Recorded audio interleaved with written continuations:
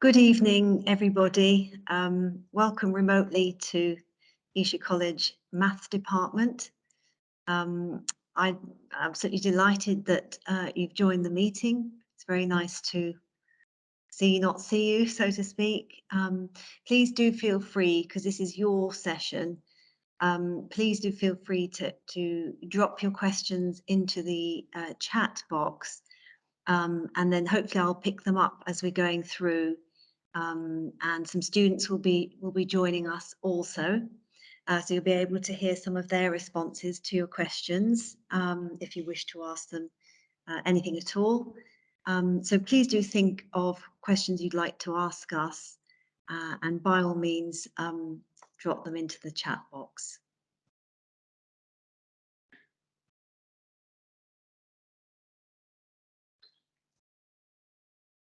Just give you 1 or 2 minutes to think about that. I'm going to find a very nice slide of the department.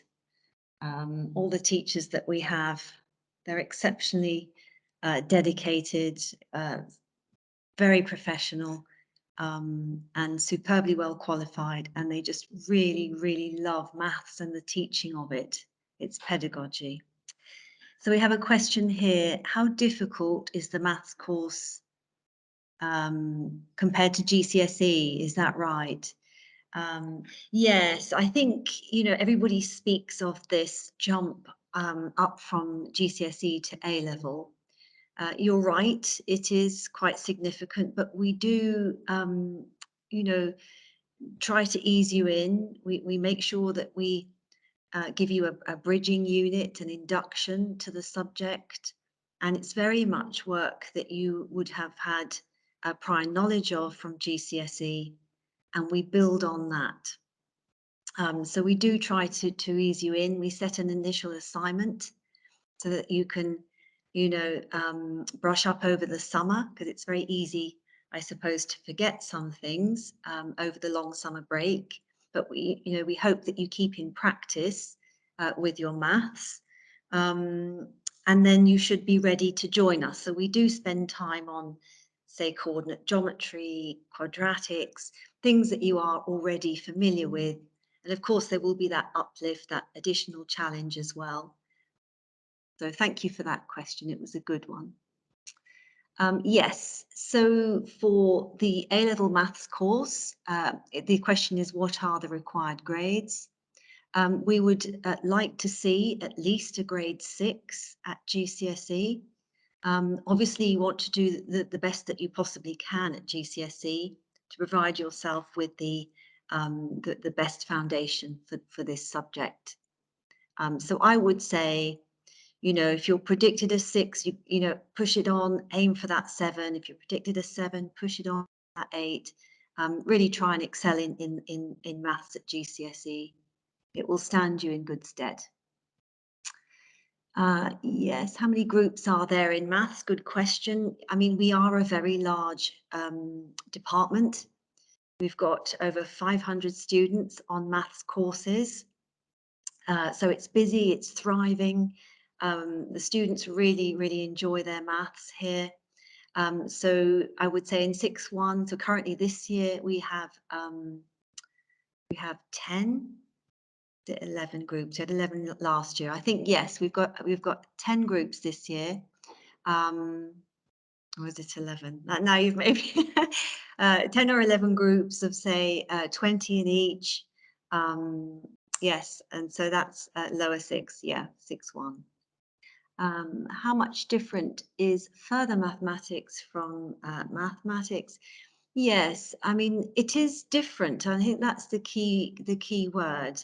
Further maths is different, but not necessarily more, perhaps more difficult at first. So what we do here at Esher is the further mathematicians, they will start really just learning, I say ordinary maths, if maths could be ordinary. So they follow the A-level maths course, which they complete in a year. They don't take the exam at the end of the first year.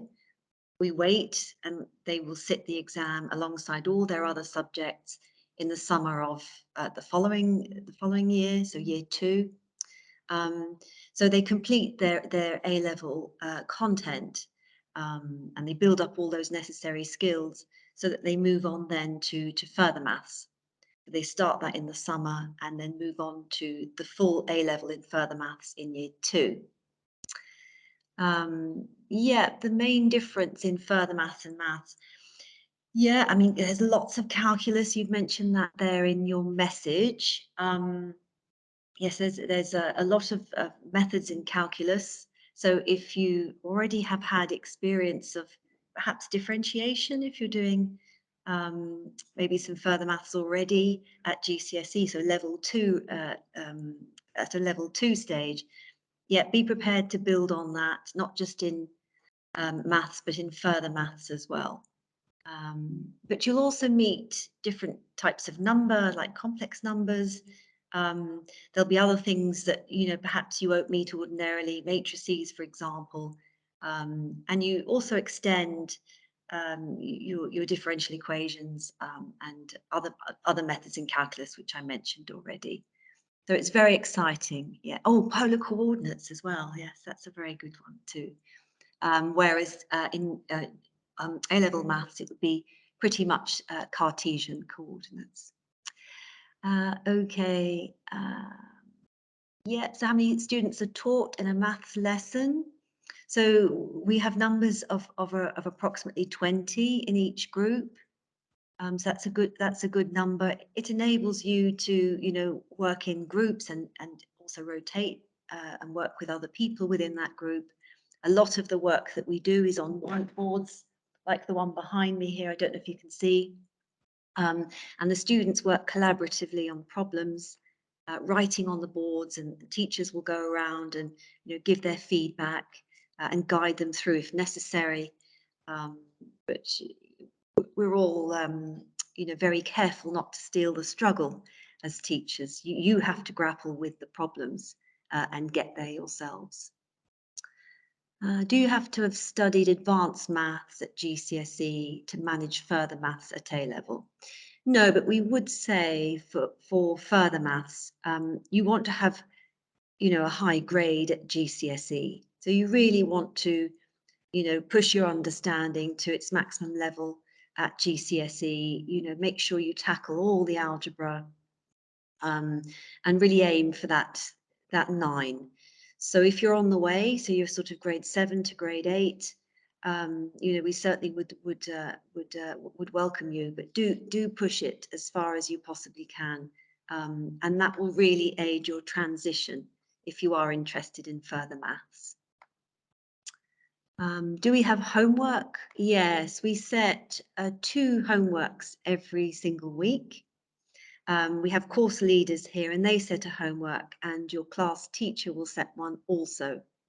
And the homeworks here are very carefully planned. The worksheets are really comprehensive. They're in 3 sections, topic based. So you'll be tested on a few sort of entry level, if you like, consolidation type questions. There'll be a section B where it's perhaps a little bit more involved. And the final section will be exam standard questions. So, there's a lot to get your teeth into, and you will get the experience of a lot of different types of exam questions, if you like. So we do encourage students to complete their homework entirely, and we run a maths clinic every single lunchtime. So teachers here give generously of their time to support the students. It's a drop-in. Sometimes it may be at our behest that we tell you to go, but predominantly it's for students of their own volition to just drop in and ask us help as necessary. Do we have independent study as well as homework? Yes, good question. You will. We certainly expect a good 10 hours at the very least. That's the recommended. This 10-hour message will probably be coming through loud and clearly tonight. Essentially, you will have your curriculum time in school, so your timetabled periods. So we teach you for an hour and 5 minutes, and that's going to be 4 times a week. And then the remaining, say, 5, maybe 6 hours, even if you want to push it onto that.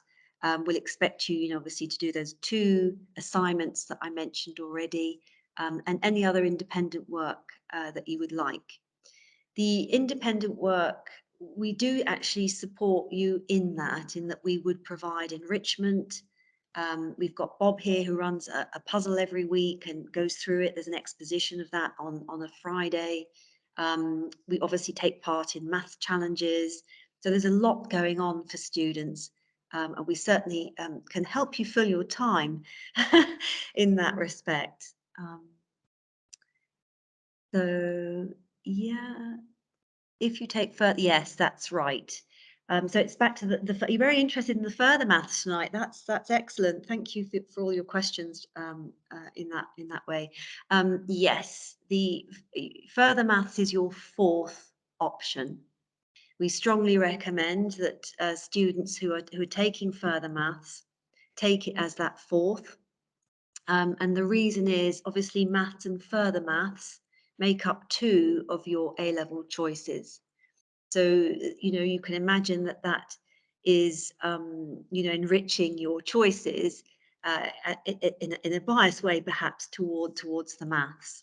And, obviously further maths is very difficult. I don't want to put you off here. I want to encourage you, of course, but you will find it challenging enough. That's why you would do it, for the love of that challenge. So, if it inevitably doesn't quite work out for you, or not inevitably, sorry, if it perhaps doesn't quite work out, that you either need further maths for your university course, or perhaps you're making more of a strategic move to perhaps promote your results, give them a lift in the other curriculum choices, then maybe further maths would be dropped. But we don't want to really talk about things like that maybe now, but you have to understand that if you are taking further maths, you are a very high caliber student. We wouldn't load you with 4 A levels if we didn't think that perhaps in terms of your profile thus far, give us evidence that you would be able to cope with it. So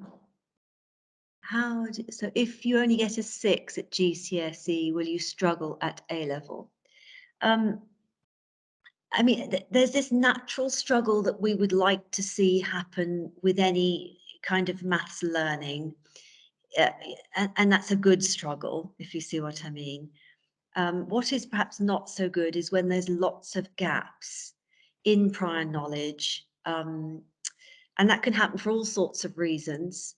And if that's not remedied early, it can, obviously the gaps just get bigger because it's sequential, and things build on prior learning, so that can end up being an issue. So those struggles are different to the struggles that we would like to see you do, that are actually positive, and really enable you to develop as a mathematician. But there is support for you. I've mentioned Maths Clinic. We've just started a peer mentoring program here as well. So, it's not as if we would leave you to flounder, but my strong advice would be, really master your algebra at GCSE. You really tackle all those tricky questions at that level as well. Really try and push your understanding as well. That would be my advice. Thank you for the question. Yeah, how many math teachers? Let me just show you the math department. I was actually going to do that, wasn't I? So let's see. Yes. Now look at these wonderful people here. So yeah, I think that's a lovely photo. We all seem to be smiling in that one. Okay, so we have 9 members of staff here in the photograph. Many work full time, and just look. They're superbly welcoming, and exceptionally supportive, and they're really very competent teachers. So I know it's perhaps you might say it's easy for me to wax lyrical about my department, and I know them well, but you're going to get a very, very good deal from any one of these superb people. So yes, that's the maths department. Oh, I didn't show you. There's the names as well. You know what? I don't think I actually introduced myself, did I? Yes, it can be quite daunting and nerve-wracking. Even though I can't see you, I'm conscious that, yeah, so sorry, I'm Sam Cook. I'm head of maths, and I do apologise for not saying that sooner. But I do welcome you sincerely and wholeheartedly. I'm very happy that you've taken interest in our subject.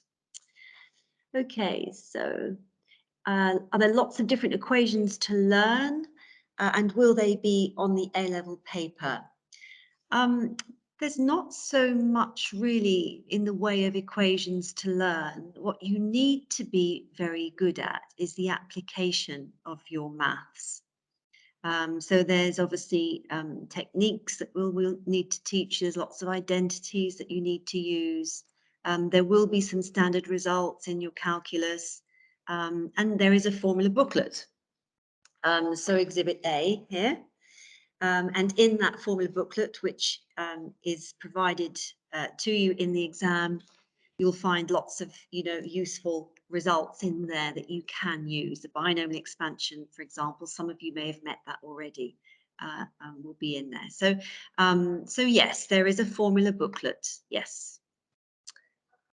Will you set 10 hours of work each week, or will students be expected to come up with their own study tasks? Yes, we would strongly encourage you to become as independent as possible, as soon as possible.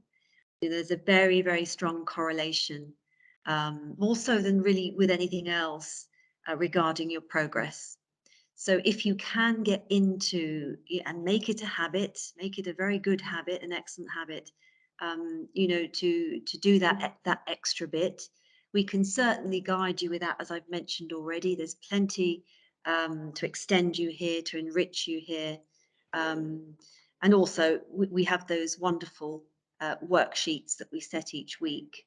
And as I mentioned, they're carefully planned and thought out to give you the best possible experience. I'm just going to close this door. I don't know if you can hear that talk.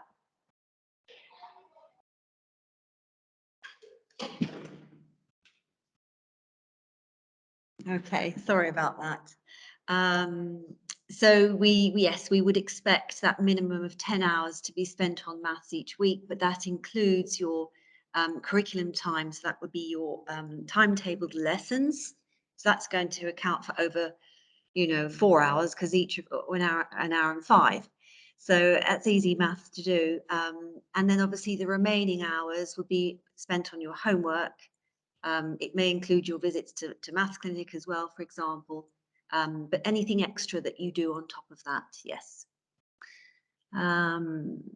Yes, for normal maths, as you say, it is indeed. Oh, this is Amity. Hello, Amity. Amity, I can see you. Amity is one of our students. I was thinking, where are the students? And I think there might be quite a large number in the meeting currently, but we do have members of the student body that have actually joined from different classrooms or from home. So Amity, if you could turn your audio on, you might be able to answer that question instead of typing it. And Max, there we are. Max, are you able to put your audio on? Oh, the mics are disabled, are they? Oh, what a shame. Anyway, the students, I've seen their names come up. Sorry, my eyesight's not the best and it's very small type, but there's Max Nicholson in the chat as well, and Amity, I can see you there as well. And I'm sure I've missed a few also. So those are our students of maths and further maths as well. Peter's there. It's such a shame really that you can't hear them, because they're just wonderful ambassadors for the subject. These are students that really, really enjoy you know, working on problems, sharing their ideas and logic. Okay, so what are the average leaving grades for most students who've done A-level mathematics? Yeah, I mean, we had a wonderful set of results last year. Really very, very proud of our students. Um, the you know, to get a proportion of high grades that were higher than you know, the grades that we issued last year and the year before. You know, we talk about the sort of lockdown period where it went to was it CAGs and tags, teacher assessed and centre assessed grades. But you know, the students did us uh, proud. We were so very proud of them. So we had some superb results there amongst the cohort. Do you teach math? Oh gosh, yeah. Is it possible to request the slideshows for future lessons if you wish to be ahead of classes? Yes, we do. Ah, I didn't mention that, did I? So we use Teams um, to set assignments, you know, to collect your work from you, submit via Teams. And we also have OneNote, which is used to, you know, record lessons or to put notes in, and all the students would be able to access that after the lesson. It's not always the case we would use it in the lesson. A lot of it is, as I mentioned, on the whiteboards. But there will be records of lessons in that way, if not all the time. Yeah. So there's a long question here. What does that say? I can see actually, thank you so much. I mean, the students, I don't know, they've done such a good job here. They may actually be answering your questions directly. So do check the chat box, please, for that. So yes, we do teach maths in the first year, then further maths in the second, yes. And yeah. How many topics are covered? Well, I mean, gosh, because of the interrelated nature of the subject, and I think the sooner you get the measure of that, the better. A lot of, you know, there's a lot of overlap, which I suppose is a very good thing. So what you will be doing is, I only have a year 2 book here at the moment, but oh, I might be able to share the curriculum plan. I might try and do that. Oh gosh, there's people waiting in the lobby. Maybe I should just enter those people. Yeah. Do I have a curriculum plan up here?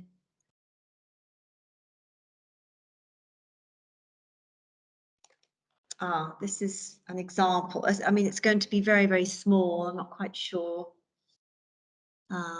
if this is actually coming up or not just yet. Oh, look, there's some nice pictures of students from Maths Clinic. It's a very good resource. It's usually very well attended, and we have a sort of leaderboard with that, so that's very nice. Yeah, I wonder if I can share this now.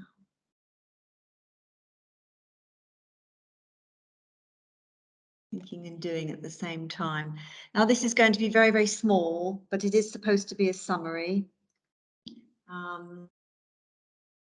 Gosh, that might give you an idea actually of what we're going to do in the first term. So let's just see that there. So this would essentially be the first term for you. I'll try and make that even bigger.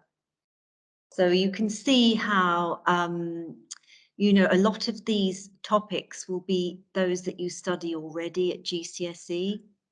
So we have linear functions, so that's your coordinate geometry with straight lines. There's quadratic functions, circles, surds and indices. You can see the maths challenge in there as well, because that takes place in November, October, November. Oh, sorry, no, October this year. Beg your pardon. We've actually got the kangaroo coming up next week. That's the second round for senior. Exponentials and logs, that kind of thing. So that will take you through. So we do a lot of pure to start with. So you can see all of the blue is pure maths. And then we start to look at, weave in the applied. So we have mechanics and we have statistics as well. So we weave those topics in as they kind of fit in with the pure teaching as well. And you can see that's the second term. So there's quite a bit of applied going into the second term. And we end the year actually with Wider Skills Week, which, at the moment we're planning a trip to Bletchley, and actually the students don't really know that yet, but I better not say too much. It might be a big surprise for them. So yes, thank you so much, students, for answering individual queries. Okay, so I think we're possibly coming to the end of the session. I do hope that you did receive an answer to your questions. Oh, thank you very much. That's a very nice message to receive. I do appreciate it. Thank you very much for joining the meeting, and it was very good to share this time with you. And thank you to the students as well. Thank you.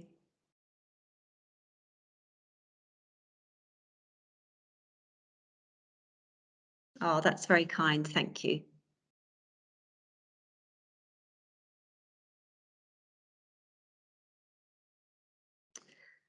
Okay, shall I end the meeting then? Thank you very much, students, as well. I will see you tomorrow.